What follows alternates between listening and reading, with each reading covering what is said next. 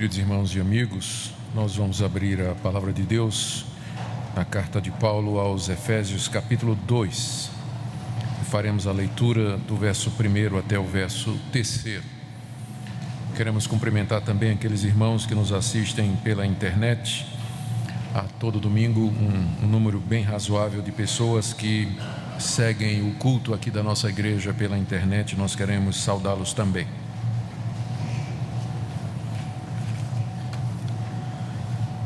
Efésios capítulo 2, de 1 a 3. Ele vos deu vida, estando vós mortos nos vossos delitos e pecados, nos quais andastes outrora, segundo o curso deste mundo, segundo o príncipe da potestade do ar, do espírito que agora atua nos filhos da desobediência, entre os quais também todos nós andamos outrora, segundo as inclinações da nossa carne, fazendo a vontade da carne e dos pensamentos, e éramos por natureza filhos da ira, como também os demais. Vamos orar pedindo que o nosso Deus nos ajude a compreender a sua palavra. Senhor, estamos diante de Ti mais uma vez, diante da Tua palavra, da Tua revelação, que nos vem pela pena do apóstolo Paulo. Nós rogamos a iluminação do Teu bendito Espírito para que possamos compreendê-la e, mais do que isso, para que possamos tomá-la no coração, para que nossa mente esteja inclinada e disposta a aprender e que nossa vontade inclinada a obedecer. Tu conheces a necessidade de cada pessoa que nos ouve nesse momento e pedimos que Teu bendito Espírito distribua a Tua palavra de acordo com a necessidade de cada um. É o que nós pedimos por amor de Jesus. Amém. Queridos, eu quero começar sugerindo que, para entender o capítulo 2, nós temos que lembrar que a oração de Paulo pelos crentes, que nós vimos no domingo passado, e que está aí do verso 15 até o verso 23 do capítulo 1, é na verdade um parênteses, e que o capítulo 2, verso 1, ele está ligado ao capítulo 1, verso 14. A lógica é a seguinte: Paulo fez uma exposição do envolvimento do Deus triuno na redenção. Ele fala do verso 3 até o verso 6 do capítulo 1, como Deus Pai, na eternidade, planejou a igreja, elegeu e predestinou aqueles que Ele quis para serem seus filhos mediante Jesus Cristo. Do verso 6 até o verso 12, Paulo fala como Deus Filho tomou forma humana e com seu sangue nos reconciliou com o Pai, mediante a redenção, que é a remissão dos pecados segundo a riqueza da sua graça. E do verso 13 até o verso 14, ele fala do papel do Espírito Santo, que é selar no coração dos que creem estas realidades, se tornando assim o nosso penhor e também o selo, ele que é o Santo Espírito da promessa. No verso 13 do capítulo 1, no verso 12 do capítulo 1, Paulo diz assim: a fim de sermos para louvor da sua glória, nós, os que de antemão esperamos em Cristo. Ele está se referindo aos judeus. Verso 13, em quem também vós, ele está se referindo aos gentios, os efésios, que não eram judeus, embora houvesse judeus lá na igreja de Éfeso, mas boa parte, se não a maioria, era composta de não judeus. Nós, judeus, esperávamos em Cristo porque tínhamos as promessas do Antigo Testamento. Mas vós, que não sois judeus, depois que ouvistes a palavra da vossa salvação, a palavra do Evangelho, a palavra da verdade, que é a palavra do Evangelho da vossa salvação, tendo nele também crido, fostes selados com o Santo Espírito da promessa, que é o penhor da nossa herança até o resgate da sua propriedade em louvor da sua glória. Aí ele faz uma oração para que nós entendamos isso. Agora vamos deixar a oração de lado, vamos pular do verso 14 diretamente para o capítulo 2, verso 1, onde ele diz: Ele vos deu vida. Ele está outra vez fazendo a distinção entre nós, judeus, e vocês, gentios. Ele vos deu vida quando vocês estavam mortos nos delitos e pecados. Verso 2: nos quais vocês andaram outrora, segundo o curso desse mundo, segundo o príncipe da potestade do ar, do espírito que agora atua nos filhos da desobediência. Era assim que os judeus chamavam os gentios, filhos da desobediência. Aí de repente no verso 3, Paulo diz assim: entre os quais também nós, judeus. Ele se inclui nessa descrição. Entre os quais também nós andamos outrora, segundo as inclinações da nossa carne, fazendo a vontade da carne e dos pensamentos, e éramos, eu creio que esse éramos aqui já é o englobar de todos, judeus e gentios, por natureza filhos da ira, como também os demais. Não somente vocês que estão me escutando, diz o apóstolo Paulo, vocês que estão lendo, mas os demais, a humanidade toda, nós estamos nessa situação que está sendo descrita aqui. Então tudo isso nos leva a dizer, a entender qual é o propósito desses 3 versículos iniciais do capítulo 2. Paulo aqui está descrevendo a situação geral da humanidade, para a qual não há exceção.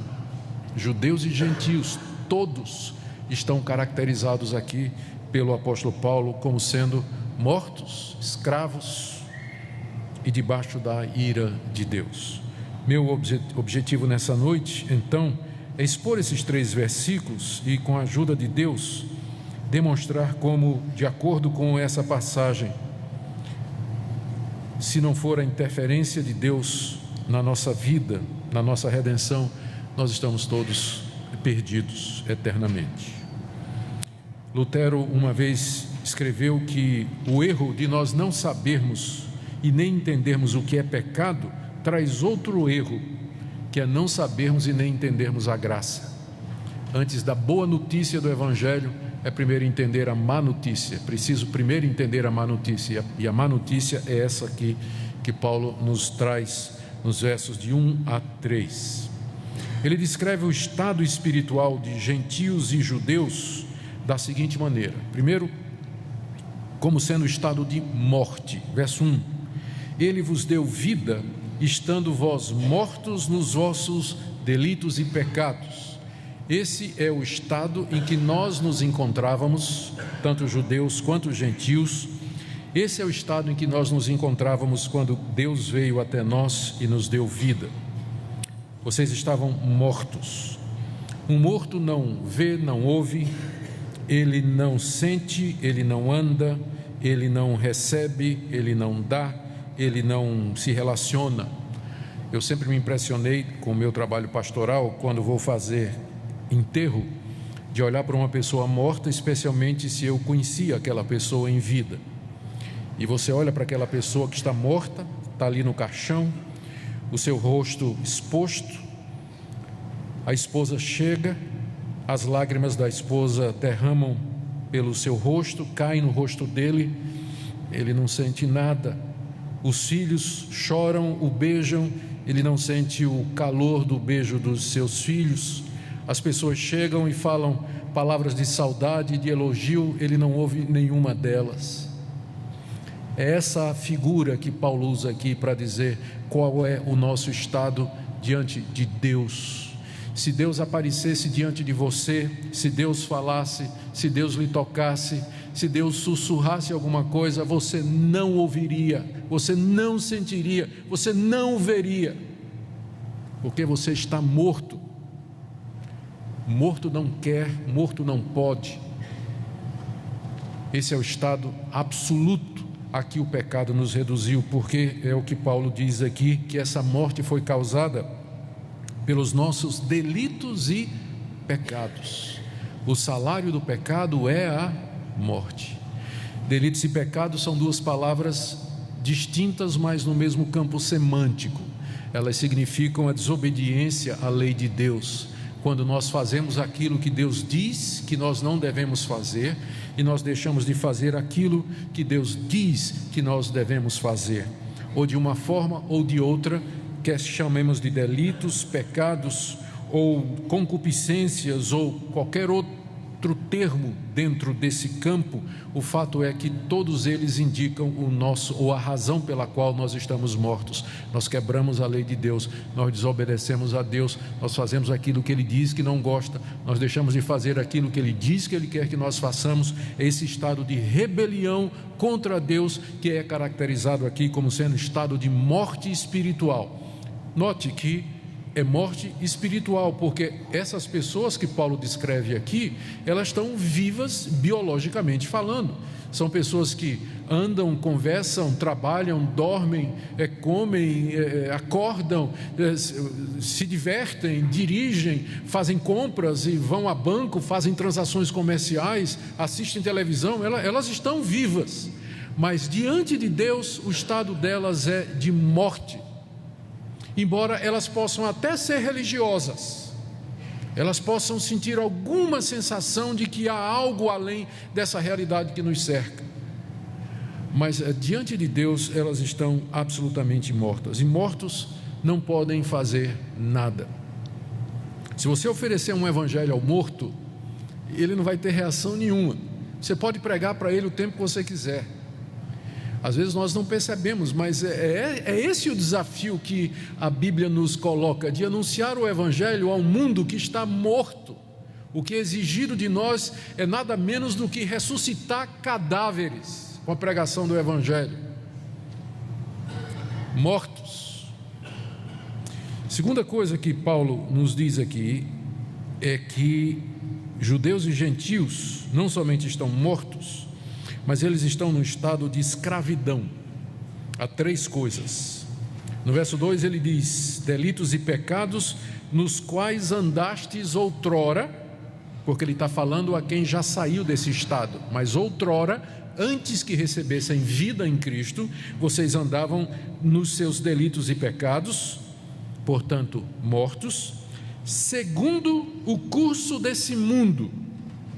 Mundo aqui não é a natureza criada por Deus, não são as estrelas, não são as montanhas, os vales, as planícies, nada.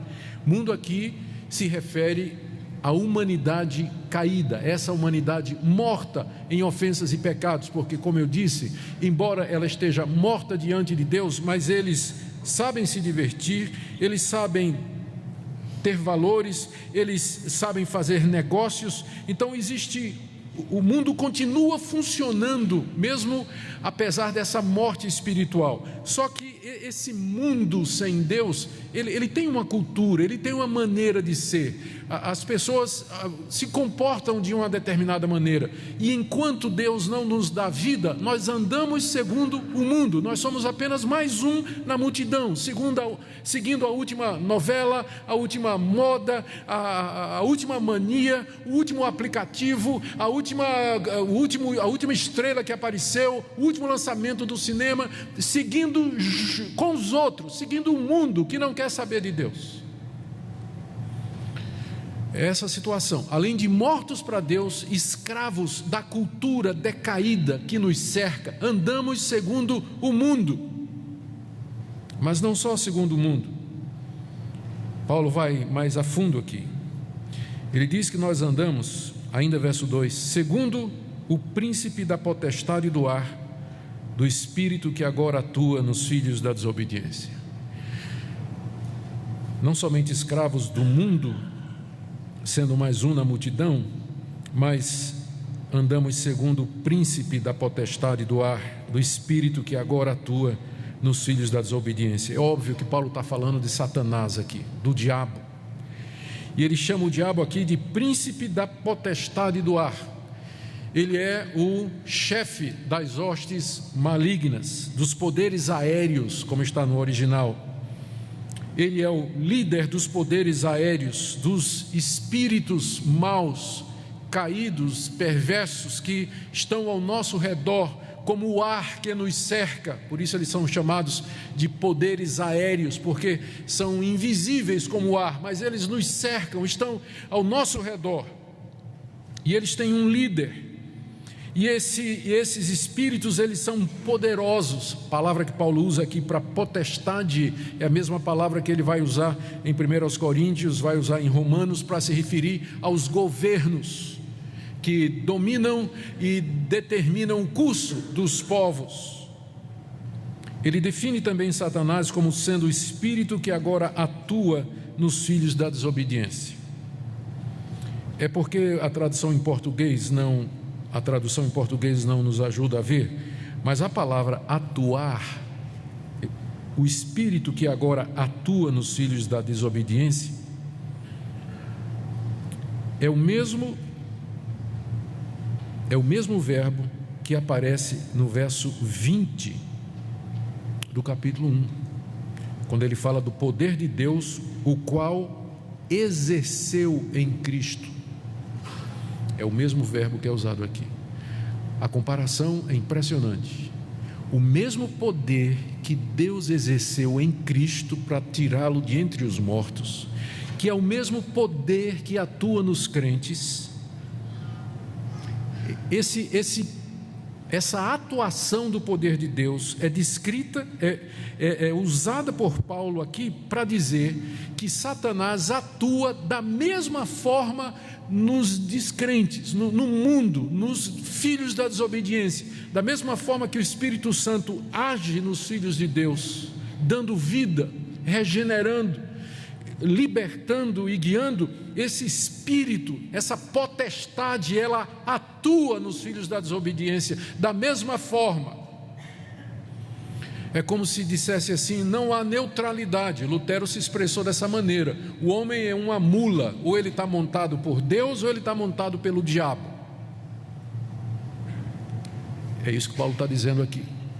Enquanto que Deus atua nos seus filhos com o mesmo poder que atuou em Cristo Jesus quando o tirou da sepultura, Satanás age nos filhos da desobediência, e o resultado é cegueira espiritual. Mais ainda, já está morto, e além de morto, ainda vem mais alguém, ainda fecha o caixão para não ver nada mesmo, para ter certeza que não vai ver nada. Está morto, cegado pelo diabo, oprimido, tentado, enganado e às vezes possesso. Esse espírito atua nos filhos da desobediência.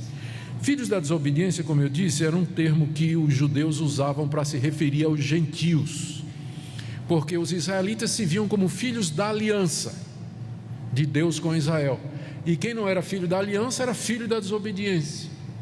Mas Paulo usa esse termo aqui no sentido geral, porque mais adiante, como nós vimos, ele vai incluir os judeus também nessa categoria.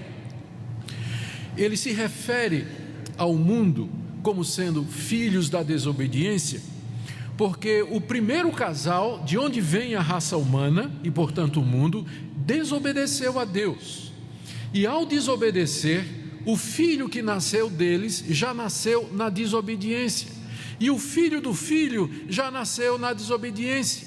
Portanto, você é filho da desobediência. Nós somos herdeiros do pecado dos nossos primeiros pais. Nós já nascemos nesse mundo como parte de uma raça que é caracterizada como uma raça de desobedientes. É isso que nós somos desde criança. Eu já disse aqui a vocês, que não sei o filho de vocês, mas as primeiras palavras que os meus aprenderam foi não, e depois é meu. Pode ser que o de vocês sejam diferentes, mas os meus foram assim. Filhos da desobediência.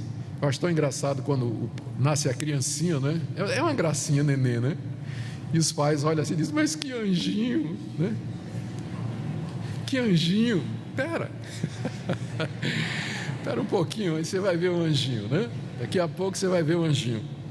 Ele é seu filho, filho da desobediência, filho da desobediência. E a desobediência não somente nos afastou de Deus, mas abriu o caminho para que Satanás atuasse na raça humana. Então há um espírito poderoso, uma legião de demônios, de espíritos que nos cerca nas regiões celestiais, os poderes aéreos, e que eles estão atuando constantemente naqueles filhos da desobediência, que não são de Deus, estão agindo, oprimindo, destruindo a vida, enganando com mentiras, cegando quando não possuindo. E não vamos pensar que possessão demoníaca é só o que aconteceu com o gadareno. Possesso, amarrado em correntes, quebrava as correntes, uma força descomunal. Eu penso em possessão demoníaca mais como o caso de Judas. Está escrito lá que Satanás entrou no coração de Judas. E o que é que Judas fez? Judas não babou, não caiu no chão, não mudou a voz, não ficou com a força super poderosa. Ele saiu de lá e foi vender Jesus, de paletó e gravata. Então tem gente que está endemoniada e a gente não percebe, né? Porque pensa que endemoniamento é só se cair no chão, né? Como acontece nesses shows de televisão evangélico aí. Então, senhor, endemoniamento é muito mais profundo do que isso. Judas estava endemoniado quando ele foi vender Jesus, e ele estava tão lúcido que ele foi capaz de dizer: 30 conto. Sabia muito bem o que ele estava fazendo negócio, perfeitamente lúcido, mas endemoniado. Tem mais gente endemoniada do que a gente pensa, muito mais do que a gente pensa. Pessoas que estão debaixo do poder do príncipe dos poderes aéreos, inimigos de Deus, porque são filhos da desobediência e, portanto, estão escravizados por ele. No verso 3, Paulo fala da terceira escravidão, recordando. Ele primeiro diz que nós estávamos mortos, descrevendo o nosso estado de impotência diante de Deus. Segundo, ele fala da nossa escravidão, escravos ao mundo, escravos a Satanás.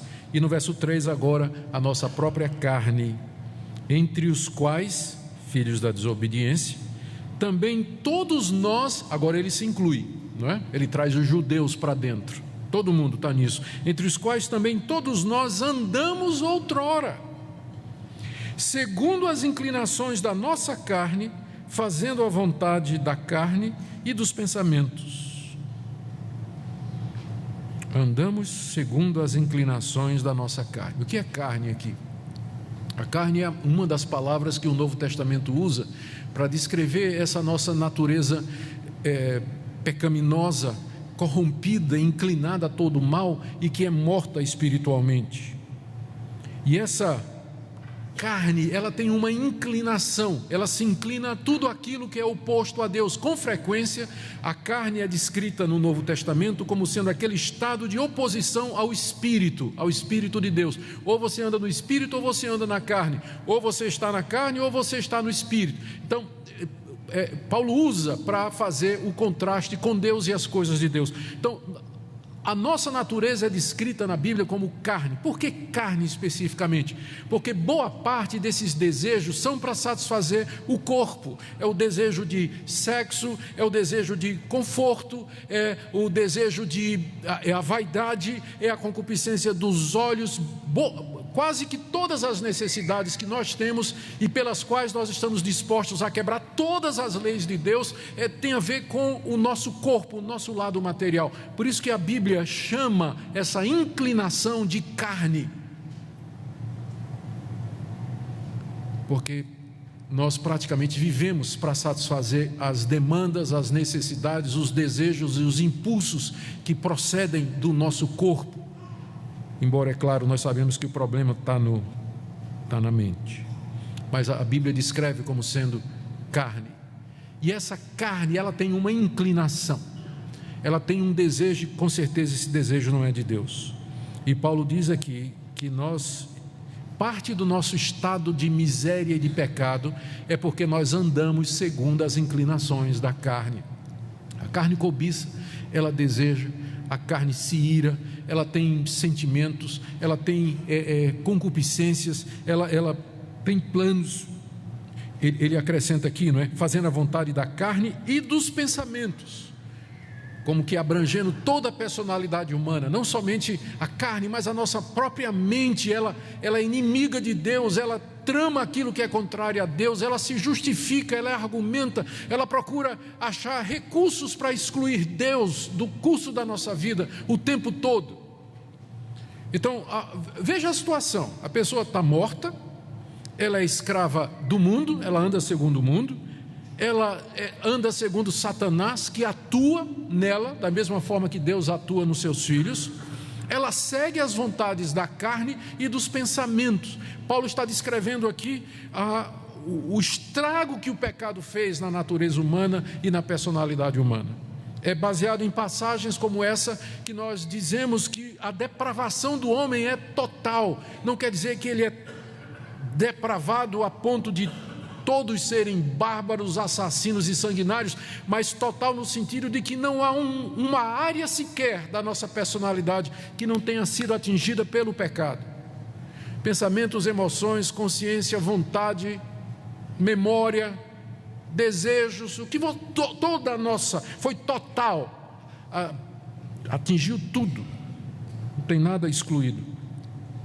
Mas Paulo ainda tem uma coisa a dizer, está no final do verso 3: e éramos, por natureza, filhos da ira, como também os demais. Não só nós judeus, mas os gentios. Filhos da ira, por natureza, ou seja, por nascimento. É isso que natureza quer dizer. Por nascimento nós somos filhos da ira. Ele já tinha dito que nós somos filhos da desobediência. Mas a desobediência atrai a ira de Deus. Porque Deus é justo e Deus é santo. Ele não pode deixar a desobediência passar em branco. A ira de Deus não é a raiva de Deus, porque Deus não fica com raiva como nós ficamos. A raiva geralmente é um sentimento misturado com vingança e intenções outras, e é geralmente considerado como pecaminoso. Mas a ira de Deus é a justa reação da sua santidade ao pecador que o desafia, ao pecador que o confronta, ao pecador que se atreve a ir contra ele. Então, a reação da santa natureza de Deus é a sua ira, que é a aplicação da justiça dele sobre o pecador, e só pode implicar numa coisa, que é a condenação daquele pecador, a destruição daquele pecador, destruição eterna. O que Paulo está dizendo então é que nós nascemos nesse mundo não somente como filhos daquele casal desobediente e, portanto, filhos da desobediência, mas nós já nascemos nesse mundo filhos da ira. Se você me perguntar, o que é que eu preciso fazer para ir para o inferno? Resposta: nada.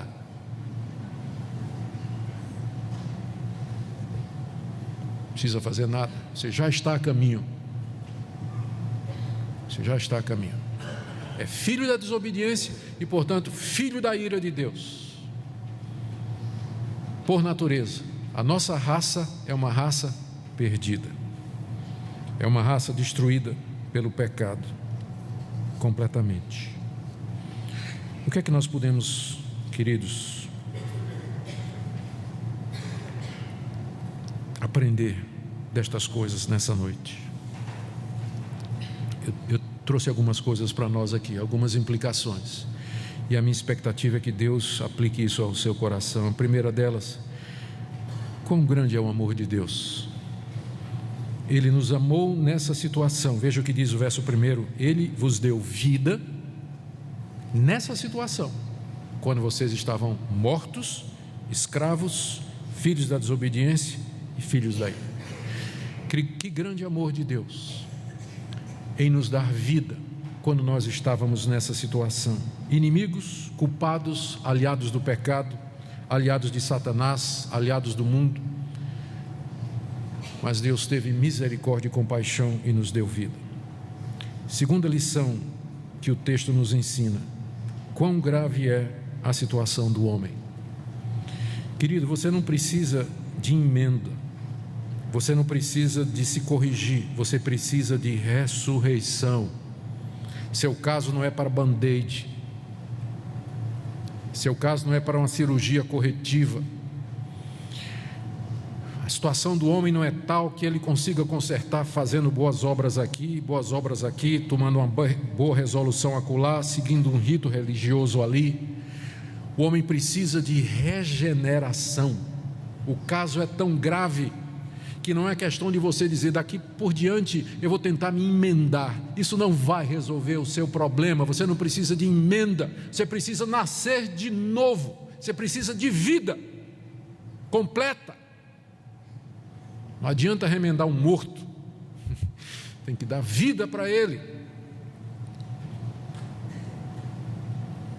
Terceira coisa que o texto nos ensina: como é grande o poder de Deus. Paulo aqui nos deixa ver o que ele falou no capítulo anterior e que nós vimos na nossa última mensagem. Ele diz assim: eu oro, vocês lembram disso? Ele diz assim: eu estou orando para que vocês compreendam a suprema grandeza do poder de Deus que atuou em nós, que é igual à ressurreição de Cristo dentre os mortos. Agora vocês estão vendo por quê?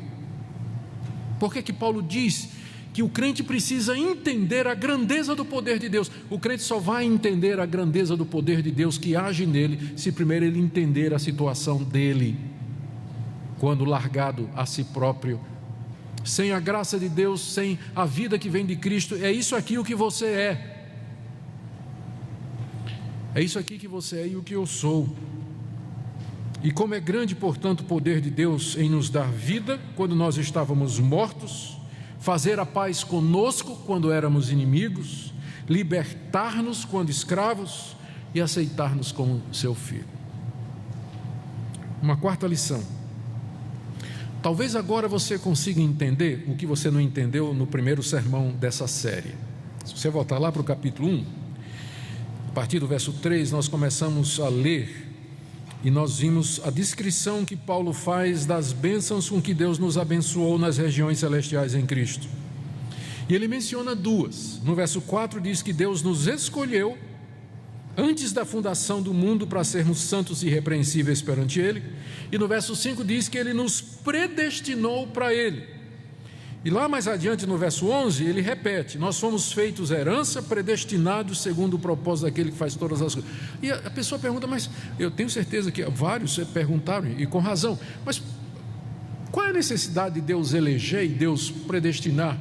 Por que o homem não escolhe? Por que Deus não espera a escolha do homem? Nós não temos escolha. Agora responda você, depois de Efésios 2, se o homem tem escolha. Tem? Um morto, escravo do mundo, de Satanás, da carne, filho da desobediência, filho da ira. Se Deus desse a escolha a você, sabe qual seria? Inferno mesmo, e pecado. Por isso que Paulo começa a carta dizendo: bendito seja Deus que nos elegeu e predestinou. Porque se Deus não tivesse feito isso, ninguém se salvaria. Ninguém se salvaria se Deus tivesse dado a escolha à humanidade, dizendo assim: está aqui o meu filho crucificado, tudo bem, a escolha é de vocês, ele morreu na cruz, quem crer nele vai ser salvo pelo seu sangue. O céu estaria vazio, e a fila para entrar no inferno estava virando a esquina já.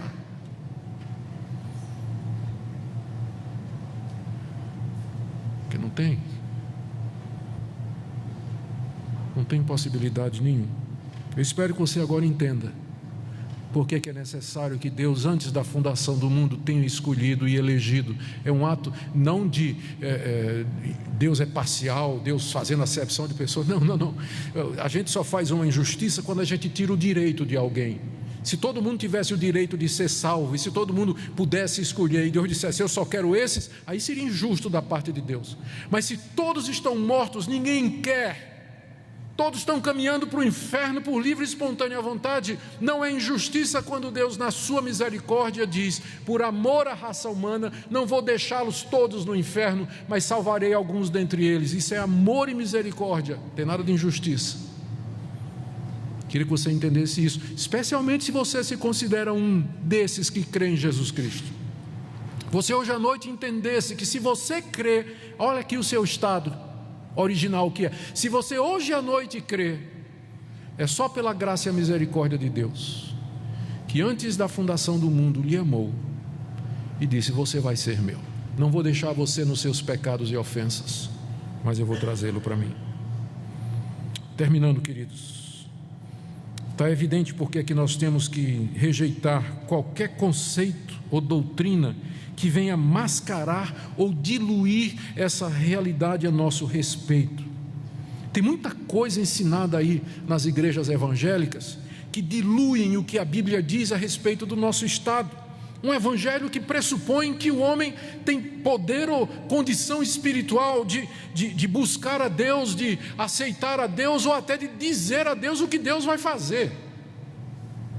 Nós temos que rejeitar esse evangelho, porque ele não traz uma análise e um diagnóstico adequado e bíblico da situação humana. Por isso também ele não pode oferecer uma resposta boa e que resolva.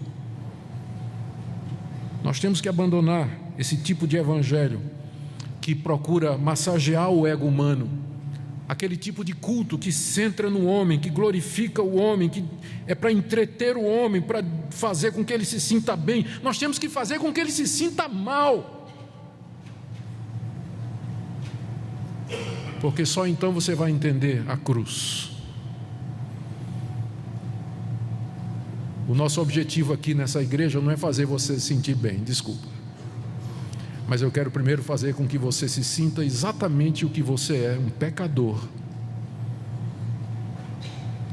Você é um pecador. E você precisa sentir quais são as consequências disso. Para você entender o que é que significa ser cristão. O que é que significa ser membro de uma igreja. E por que a Bíblia fala tanto a respeito da necessidade de viver uma vida santa e reta diante dele. Que nessa noite Deus, queridos, possa falar ao seu coração e ao meu, que nós nos lembremos de que essa passagem não termina aqui. No verso 3, o verso 4 diz: mas Deus, sendo rico em misericórdia. Nós veremos isso na próxima vez. Mas eu creio que já há suficiente aqui no texto hoje à noite para que você saia daqui disposto a dizer a Deus: Deus, eu quero viver para a tua glória. Talvez nessa noite você não tenha certeza nem convicção do perdão de pecados mediante Jesus. E eu queria lhe dizer que, embora a Bíblia nos descreva nessa condição, essa mesma Bíblia, ela nos convida, ela nos chama e diz: venha. Se você crê que o que está aqui, o que foi descrito, é verdade a seu respeito, se você do fundo do seu coração, você admite que é um pecador, que quebrou a lei de Deus, que não merece nada a não ser a ira de Deus, venha, porque Cristo morreu não por justos, Ele morreu por pecadores. Portanto, venha, creia nele essa noite.